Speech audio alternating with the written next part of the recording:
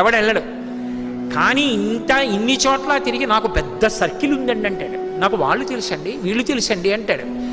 ఆఖరణ ప్రాణం పోయాక వెనక వచ్చేవాళ్ళు ఎవరు రారు అని తన శరీరమే కాలిపోతుంటే చూసుకుని ఏడుస్తాడు. చీకటి పడిపోతే అయ్యో ఓపికన్నప్పుడు ఒక్కరోజు గుడికి వెళ్ళలేదురా, ఓ ప్రవచనం వినలేదురా, ఓ ప్రదక్షిణం చేయలేదురా, ఓ పూజ చేయలేదురా అని అప్పుడు ఏడుస్తూ ఉంటాడు. ఎవరు ఊరుకోబెట్టేవాళ్ళు ఎవరు ఉండరు.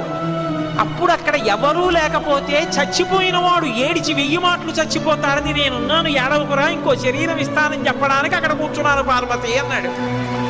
ఆయన్ని పట్టుకుని శ్మశానవాసి అని చెప్పి నింద చేయడం కన్నా కృతజ్ఞత ఇంకొకటి ఉంటుందా? అంతకన్నా అసహ్యకరమైన విషయం ఇంకోటి ఉంటుందా? అలా అన్నవాడు అసలు మనుష్యుడు అనిపించుకోవడానికి వాడు యోగ్యుడే.